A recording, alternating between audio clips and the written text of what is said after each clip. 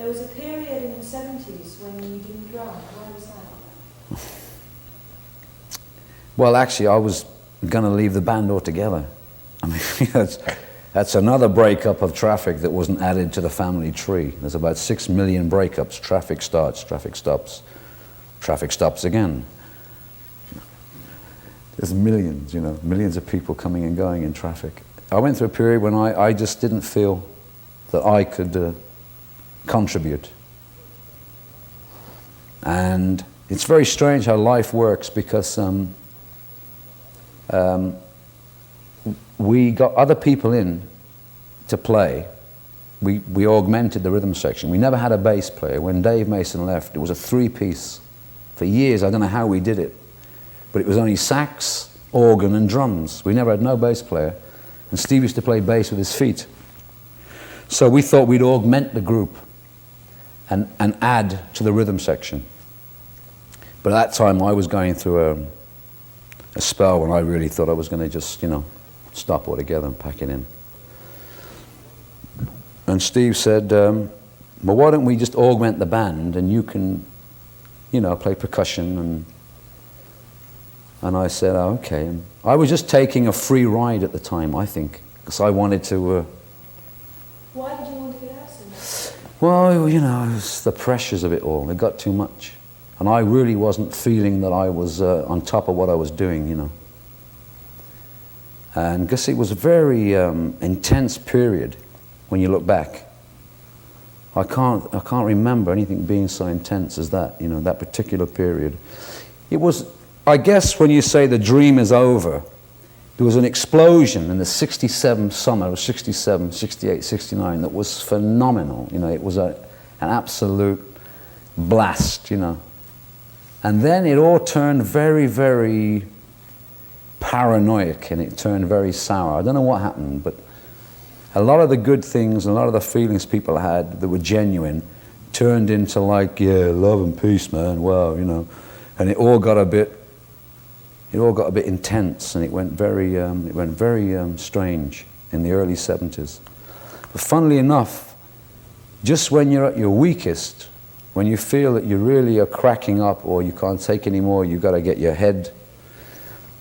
I wrote The Low Spark of High Heel Boys, which at your weakest, you're sometimes at your strongest.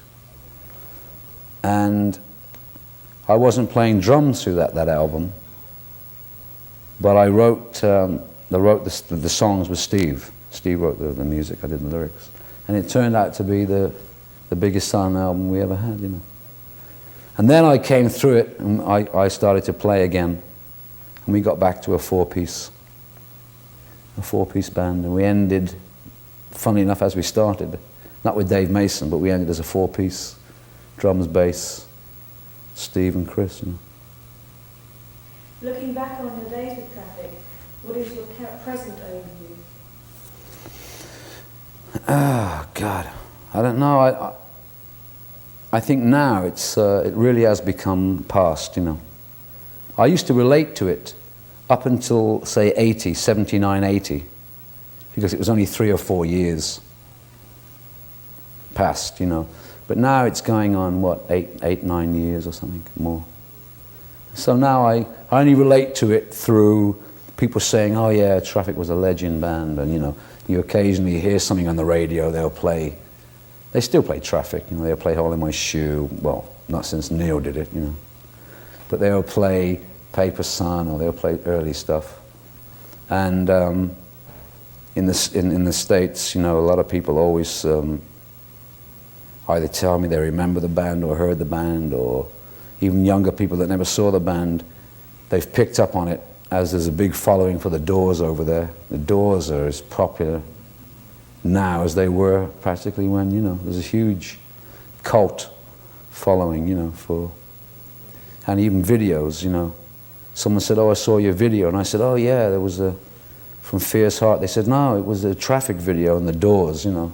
There's clubs where they show what videos there are going around of that period. So, you know, but then I only relate to it as past. I don't feel connected as you know, as it's like that was the last thing I did.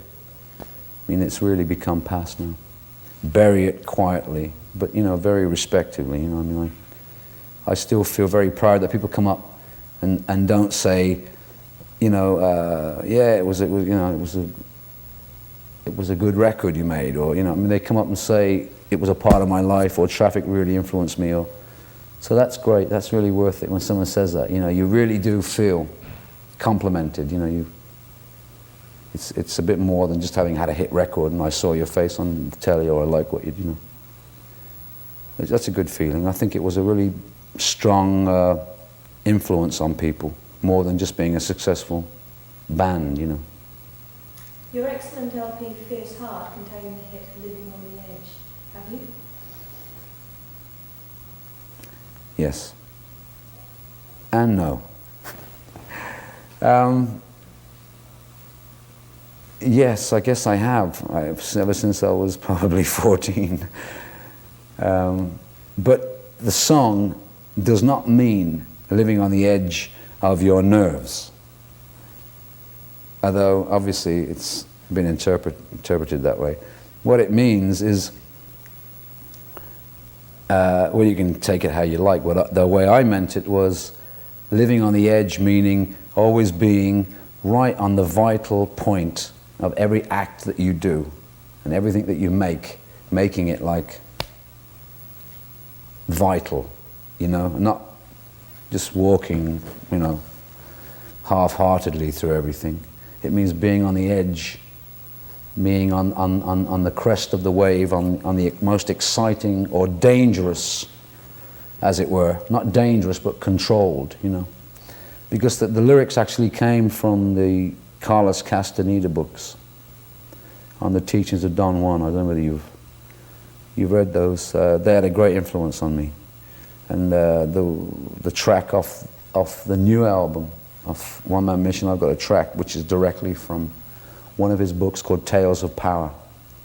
The line "living on the edge" and rising up on the eagle's wing came from reading passages in the book where he says, you must act always with controlled abandon. You must never be half asleep. You must always be doing everything vital. That's why in the lyrics I say running with the wind, get out of this depressing city life, or if you're feeling down, So it doesn't mean living on the edge, mean on the edge of your nerves, or pushing yourself in a bad way. It means living on the edge, but in a good way. Have I ever lived that way? Sorry? What are your current activities? At the moment, I'm writing, going to see bands, and sport, a lot of sport, What sort of sport? Football. I've nearly broken my leg. I was playing a lot of soccer in Brazil when I was there. 5 years, if you live in Brazil, it doesn't matter what sport, even if you're into dressage and ping pong, or snooker, football is, it's strong in England, but in Brazil it's like life, And I loved football before I went, because the two things that I was crazy about when I was growing up was football and music. And I was either playing football on a Saturday afternoon or playing in the matinee for the kids at the cinema with a rock band, when I was 14. So I've been trying to keep both things going. But I'm afraid the old legs. So was this one of your ambitions as a child? To be a football player. To be a football player? Who for? I'm pretty good. Fancy footwork. I used to play locally where I lived in Worcestershire, in Evesham. And I always had a great desire to be in sports. Anything with rhythm. I used to be great on in the gymnasium. Jumping, somersaulting, and all that kind of stuff. And I used to also go for hours and hours skipping. I love boxing. I'm a great fan of Muhammad Ali. I got tapes and videos, and I like all great boxers. You know, not the average boxers, but the great boxers.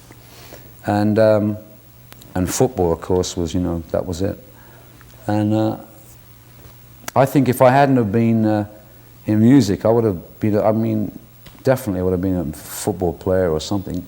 We had a jam the other night in a studio in Nomis with Vitas Garolaitis, and he really knocked me out. He's a great guitar player. I mean, I was surprised. I thought, well, he's bound to know a few things, but he really knocked me out. I mean, he really played. You know, he did some Hendrix stuff, and we jammed. It was Frankie Miller, me, Simon Kirke. I was surprised, you know. I've met McEnroe a couple of times with Carlos Santana out in San Francisco, and he also likes to play guitar. I haven't heard him play, and we haven't got together, but I can imagine how they probably would have been rock musicians if they hadn't got into tennis or whatever, you know. I think sport and music go great together. It's a great sort of, you know. You were saying that, have you got any plans to actually tour America? Or we're still looking up for the right moment when the signs are right and the album, this second album, really gets out there. Because I was going to tour last year, and the timing was off, and we had a meeting in the record company, and they wanted to maybe wait for the second album and put a lot more into the promotion of the album rather than support the tour, because today you've got to spend a lot of money, you know, supporting tours, unless you've already got a group where you're willing to cut the losses between you. But when you're just solo and you've got to pay the band, you've got to pay the whole crew, it does get a little expensive, but I hope to at least next year start